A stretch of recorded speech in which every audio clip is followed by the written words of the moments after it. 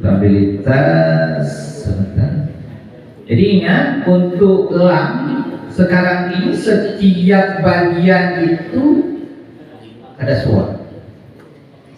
Ya, karena kenapa? Di pedomannya ada SWOT. Jadi ini indikator, kemudian analisa, dan terakhir itu adalah strategi perbaikan dan pengembangan menggunakan analisa SWOT.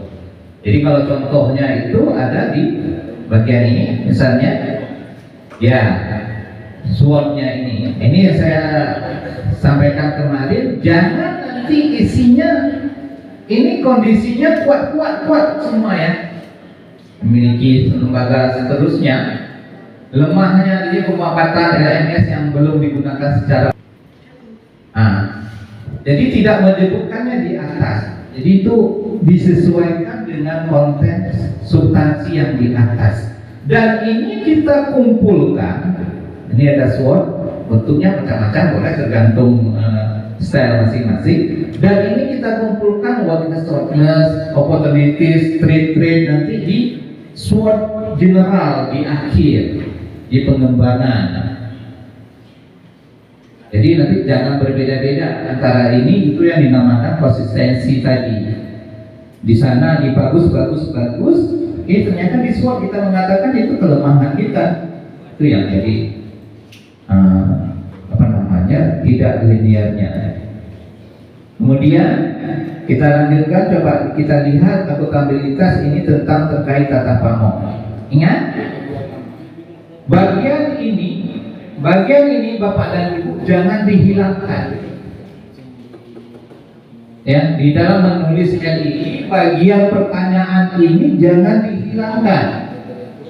Karena bagian ini yang menjadi kunci. Jadi kalau di sini bagian ini menjelaskan latar belakang tujuan dan rasional terkait dengan sistem tata pamong, tata kelola, kerjasama dan keuangan.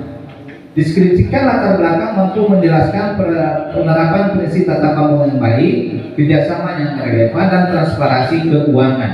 Nah, jadi ini kata-kata kunci ini ya, tata pamong, tata kelola dan tata kelola, kerjasama dan keuangan itu menjadi kata kunci di sini. Kemudian penjelasannya itu nanti ada kerjasama, kalau dia kerjasama tata pamong yang baik, kerjasama yang relevan dan transparansi keuangan. Kita buka penilaian, apa yang dilihat sama asesor? Pak Prof, ya, boleh. Kembali ke tadi sebentar. Lihat barusan. Ya. Nah, jadi kami telah membuat, kan kita dibatasi 150 halaman sekarang. Ya. Ada kemarin 200 halaman. Nah, kan ada dalam kurung itu. Iya. Penjelasan disampaikan oleh pengusul dari program studi untuk semua program. Nah, di kami membuat, karena kita di 3 yang bersifat untuk semua program itu kami delete itu penjelasan dalam kurung. Penjelasan disampaikan oleh pengusul dari program studi aja. Enggak, kami delete semua. Oh, delete semua. Tapi bagi yang ada dibuat penjelasan harus disampaikan untuk pengusul dari program studi sarjana. Itu kami enggak hilangkan, kan kotaknya kosong. Iya. Menyatakan bahwa kenapa kami kotaknya itu kosong, berarti untuk program sarjana ada penjelasannya. Tapi yang khusus untuk kita penjelasan itu baris itu yang italik itu kami hilangkan. Boleh enggak? Boleh. Yang nggak boleh hilang itu di bagian ini ya, Pak. Itu enggak. Oh, Bapak dan Ibu susah memasukkan di dalam di dalam kotak. Lari-lari biasanya. Nggak familiar kami, Pak. Lari-lari. Boleh, balik aja nanti. Balik aja yang dimasukkan yang dalam kotak yang ini. Yang ini nggak masuk dalam kotak. Jadi kotak tidak kotak ini nggak ngaruh dia. Yang ngaruh adalah isi di dalamnya itu. Bisa terjawab nggak apa yang dia tanya? Jadi kita buka nih lagi di matriknya, matrik penilaian, ya. Di bagian kriteria sistem tata pamong ini, ya. Sistem tata pamong PPS yang mencakup bla bla bla bla sampai dengan 4. Siapa yang membuat keterangan ini? PPS. Itu yang saya katakan kemarin. Ke depan ini Pak Edi, Pak Ibrahim, kalau nggak keberatan, itu dibentuk aja nih, ada tenaga-tenaga muda ini yang bisa meng-create bagian-bagian daripada UPPTS. Jangan bagian ini dilempar lagi ke prodi, berbeda itunya. Beda nanti ada prodi Pak Nasir tak suka ke saya misalnya, udah nggak bagus tata kamunya. Kan gitu ya Pak Nasir ya.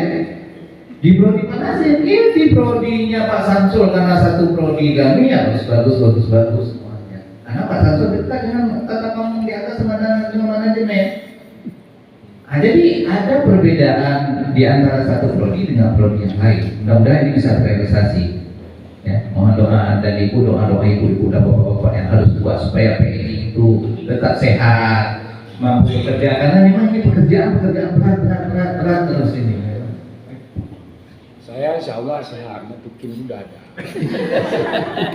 Ya masalahnya selama ini Pak Prof kan, untuk mendeskripsi di UPPS saya paham kan, tidak semua kawan-kawan di prodi juga tahu dokumennya apa dan prosesnya gimana. Cuman kita di Pempanen itu welcome pada tim yang susun datang diskusi dengan tim Pempanen supaya deskripsinya itu poin-poin pentingnya, dokumennya apa, kapan dibuat, dilihat di mana di web kan. Cuman yang mau datang biasanya berlengkap. Tapi ada juga jangankan membuatnya PPS, punya prodi aja lambat karena kurang suka nulis, kalau bukan nggak bisa, kurang suka nulis. Tapi saya akan terima masukan itu, nanti akan saya sampaikan ke Pak Dir supaya dibuat tim ad hoc. Ada beberapa yang memang passionnya nulis bagus.